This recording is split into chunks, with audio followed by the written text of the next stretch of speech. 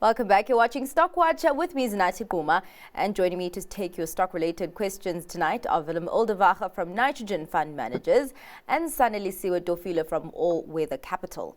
Please be sure to send your questions on email at stockwatch@bdtv.co.za or via SMS on 41392 or on X using the hashtag StockWatch. We are live today.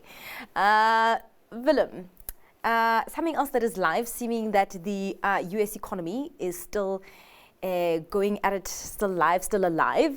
We did get cooler inflation coming out and the retail sales surprising to the upside today. Of course, you have seen those markets reacting. Do you think that those recession fears have cooled down significantly at this point?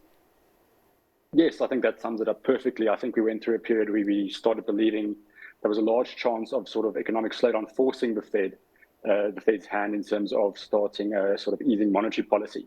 And I think today's data, specifically the consumer data and the jobless numbers, both showing that there is still some resilience in the US economy, has been received very positively. The pricing in the Nasdaq, specifically on the back of the jobs figures a month ago and a week ago, was fairly overdone. And I think today's data shows that the economy is still growing and inflation is cooling, which brings back the potential or almost the hope of the markets that we could have a real soft landing in terms of the starting of the easing of the monetary policy by the Federal Reserve. Sanelisiwe, are the markets untrustworthy at this point, or is it just a function of everybody just following data and like print by print, where nobody can really consolidate all of this, in the now, where it's just every time we're just going to react to data, and maybe as an investor, you should just block out the noise?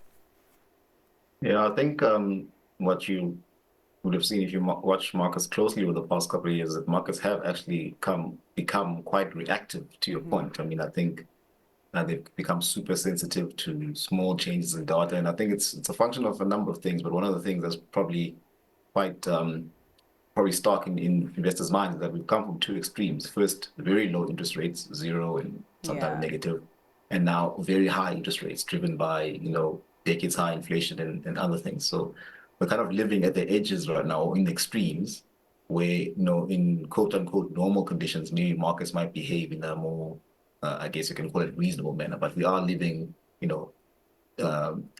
sort of one of the extremes now with high inflation, or it's moderated, but they are still high interest rates and everything else. But yeah, to your point, I think you're right. Markets have become super reactive in the past couple of years. Yeah. Well, I mean, just as we're talking about the broader markets, let's get into the questions and start off with a question on the S&P 500 and Euro Stoxx 500. What's your long-term view in investing in the following ETFs? Let's actually start off with the S&P 500 at this point, Willem. Yeah, I definitely like the S&P 500. I think the US has always been the world's growth engine. And looking around globally, Europe and China are both slowing, and the US, for the last 30 years, has always found a way to sort of pull a growth lever, whether it's been interest rates, whether it's been a AI boom, whether it's been the dot-com bubble. No matter what it is, the US is always the growth engine, and investors reward growth. So Europe looks more valuable, China looks more valuable, but in terms of returns to investors over the last 2-3 decades, the US has been the place to be and continues to be so over the sort of the medium term. So personally, I'm a very strong sort of advocate of investing in US equities for the medium to long term. All right. I mean, also with these jitters, do you think that maybe this could have been a good time to get into the S&P 500, Sanelisiwe, or do you think that the valuations were still quite lofty? I mean, even with, the move a week or so ago, lower, it wasn't the largest downward move in the context of the bull market that we've had. So I'm not sure if you're perhaps a value investor or someone like that, you think that it looks attractive. I mean, the S&P, I think, is trading, I stand to be corrected here, around 20 or 21 times PE. The long-term average is around 16. So if you're one of the people who look at that type of thing, then you might imagine you think it's still on the expensive side. So it hasn't corrected to any kind of meaningful level. And I think a lot of risk lies within the S&P in how concentrated the returns have been in the Magnificent Seven. And if you look at sort of the other stuff, I don't know what I call it, but the industrial stuff and all the other normal economy stuff hasn't really performed that well relative. So perhaps you can look at it from that angle and say that those companies would perhaps start lifting the weights. But I think as a risk averse investor, you might think this might be something, I don't want to call it a bubble, but too much concentration risk in the Mag 7. And of course, there's still a political risk in the US. I think this election is very contentious. I don't want to be alarmist, but there's a scenario here where if the Republicans lose, there might be some proper, let's call it civil unrest in America. I mean, it's unheard of for America to have civil unrest, but Yeah. you know, those type of things. So there's still those kind of risks that might eventuate when looking at the S&P specifically. All right. What about in Europe? I actually think I added an extra zero there. The Euro Stocks 50. Willem, yeah, I mean, it's quite interesting because when you talk about an ETF like the S&P 500, Sanelisiwe mentions is that there's been a concentration of returns there from the Magnificent Seven. In Euro stocks, you have the equivalent, the granolas. Do you think that effect has been as heavy in Europe, particularly when you look at an ETF like the Euro Stocks 50? Yeah, definitely to some degree there is high concentration in indices, just the way they work. They're generally based on market cap, so large companies get large weightings. In terms of Europe itself, I think the consumer has seemed less resilient from the last sort of data prints, specifically things like bank earnings and European car manufacturer earnings, and sort of just general sort of, the European central banks were sooner to cut than the Fed is, expected to start in September, which means the economy there is generally less strong. And the European market trades at a discount to the US market, but that's a constant.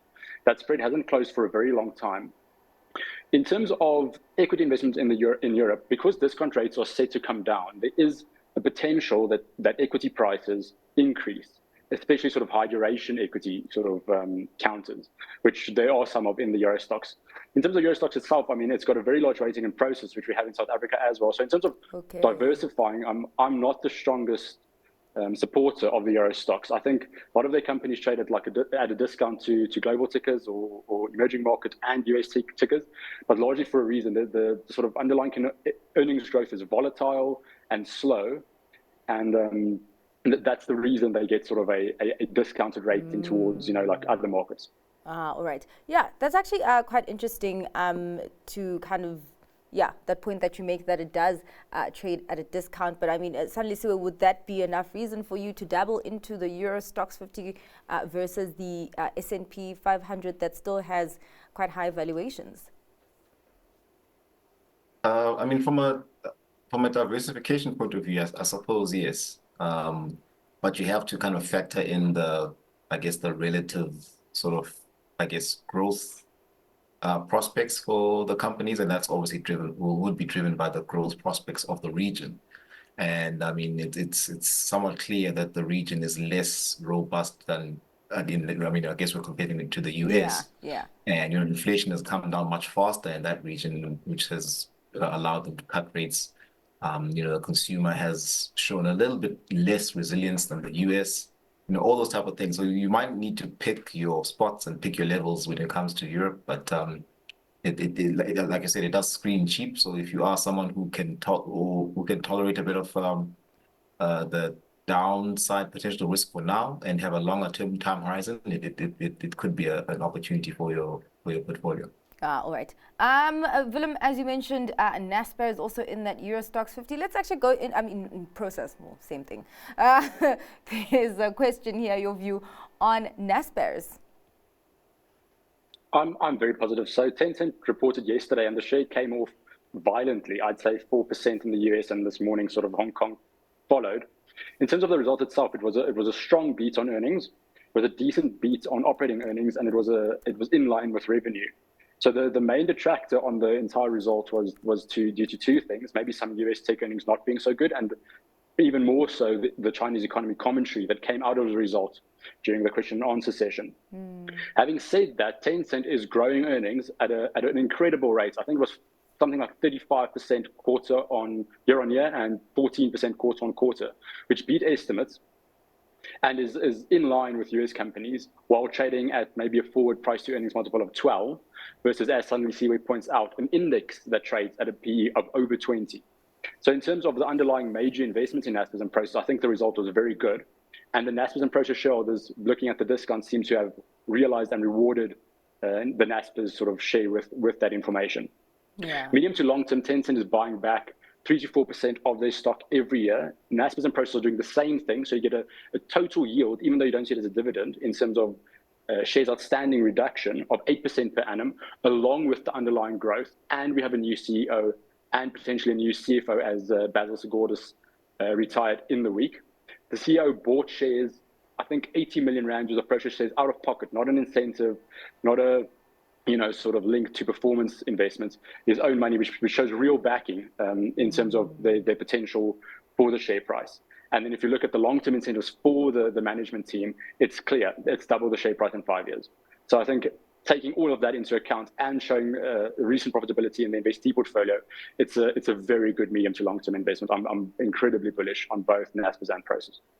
Yeah, that's a lot of optimism coming from you. And Sanelisiwe, I can see you nodding. Would you also be of the same conviction on Naspers? Yeah, I think obviously with Tencent being the sort of main asset there, I think, again, to Willem's point, the result was solid. A few bright spots to look at there. The buybacks are supportive. I think perhaps one of the things to worry about is China and the kind of slower growth from now. But I think you need to separate what is happening to China and move away from the aggregate level. The government has shown an intention to drive consumer growth, consumption growth. And I think, something like Tencent with all its basically consumer-related tech portfolio should likely benefit if, that growth does come in the consumer segment. I mean, for an economy like China, which has been driven a lot by infrastructure and that type of stuff, a slow top-line number, in my view, shouldn't scare investors because they are reconfiguring the economy to now grow from a more consumption perspective. So I think that's also something that stands in good stead for companies like Tencent and even Alibaba, Baidu and all those kind of tech themes. All right. James, there's a question on some of the news for today. Exxaro. What is the view on Exxaro after somewhat disappointing results today? And the market was not shy to punish the stock today. Sanelisiwe. Yeah, I think it's a bit of a challenging one. Obviously, as you say, they reported a number that was below expectations. But, there's a few issues to consider, supply disruptions, demand, I think, in general for coal, the underlying, some of the biggest part of their portfolio. So I think it remains sort of a bit of a demand story colored with some, disruptions around production and supply. And also you've got a competitor in Tofile, which I think probably attracts a bit of interest as well, and probably a stronger, in some ways, stronger sort of financial position as well for Tofile. So, Exxaro, not one of my preferred names, if I'm being honest, but yeah. Yeah. Would you look at the fact that it's got both coal and iron ore, Willem, as a good or maybe jitter-inducing thing? I think it's sort of a small diversified miner. In terms of today's result, the iron ore result was known because just as they own the 20% of the Sishen iron ore company that Kumba owns. So that result is an associate number that just plugs in. So that wasn't a surprise. The coal number was low. And I think what hurt the share price immensely was the fact that Exxaro has an incredibly large cash pile that generally leads to a special dividend. But in this case, it seems that management's looking for investment opportunities with that cash pile, which is always a contentious issue, just given South African management company sort of investment track record. In terms of the result itself, I think there was one incredibly good highlight. The Synergy business, the wind farms in the Eastern Cape, has grown 50% in 3 years in terms of operating profit.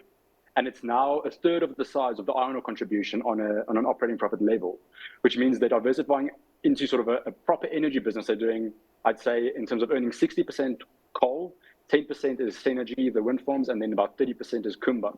The overall result is marred by a few things, as Sanelisiwe points out. Iron ore prices have been struggling the first half of this year and haven't really rebounded so far.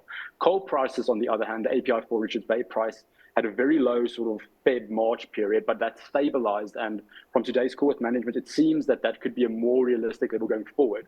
That coupled with the fact that there's sort of real reform at Transnet, there is some upside, at least in terms of the coal earnings, which is the vast majority of the business at the moment for the second half. So I think the share price reaction is very fair.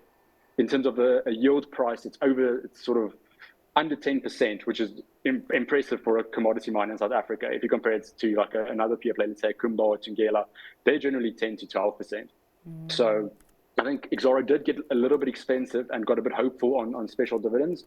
And today's result, along with the sort of lower dividend they announced, sort of reiterated the fact that that's not always the case, and it's worth a certain price, and the market might have gotten a little bit ahead of itself. All right. Well, let's talk about Afrimat. What's your view on Afrimat at these levels as a long-term investment? Sanelisiwe, I think this is one that investors have largely favored for a while.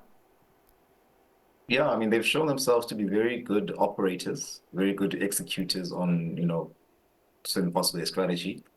They've grown the business from like an aggregates, sort of producer and supplier to now include mining into that mix. And so it's like a nifty little industrial type of company, very well managed. We hold the management team there in good regard. And if you've had it in your portfolio up to now, it's done quite well for you. I think the prospects, obviously, for stuff like the construction industry in South Africa generally, and the uses of their end products on the aggregate side, have turned slightly positive given the positive sentiment now that we're looking at in South Africa. To Willem's point, I think the iron ore side might struggle with where the iron ore prices are going, so they might offset each other. I do think it's still, solid business, good financial standing. And I think a key thing for us is the fact that, it's a management team that we can actually trust. Yeah, it looks like you could see some mixed factors over there, but for long-term, Willem, do the positives outweigh the potential negatives or short-term pressures? I have to echo Sanelisiwe there. I think management's incredibly good. They've pivoted into iron ore at a very good point in time when they first went into it. And the underlying business is sort of well managed and well run and really sort of exploits the difficult South African economy and the underlying opportunities well. Having said that, going forward, iron ore is going to be difficult. The margins are going to get fairly squeezed. So I think it's sort of a good balance. And I think medium to long term, definitely yes. But I'd be cautious of what that swing could be in the iron ore business in the next one or two results. All right. Well, let's go into financial services, insurance. Momentum was up 3% yesterday, and I think today up by just over 1%. Sanelisiwe, what do you make of this positive momentum that we've seen from momentum? Pun intended. Look, Momentum is a business that's actually done well to turn itself around over the past couple of years. They had embarked on a turnaround strategy a couple of years ago, kind of taking some costs out, restructuring the business, and I think it's now kind of put itself in a good position to grow. There's businesses like Sanlam who always kind of give you that quality level. But I think you've still got positive kind of new business growth out of Momentum. You've got an offering which I think it competes well with the likes of an Old Mutual in terms of the insurance offering. So I think they are doing well at the moment. They did release what we thought, this is a while ago now, a decent kind of update operationally. And then a couple of weeks ago, there was a small kind of placing of some shares that were being released by Remgro into the market. And you can see that the demand coming in there for those shares. So I think now that, those wasn't the biggest increase, but you see the free float of the company increasing. So I think a lot of that comes into why the share price has done so well recently. All right. Willem, your thoughts on Momentum? Yeah, it's a very good company. Like Sanelisiwe pointed out, the most recent sort of management update was very well received by the market. So post I almost have to echo it again, but post the placing, the share price has done very well. That was followed by a very positive update from management.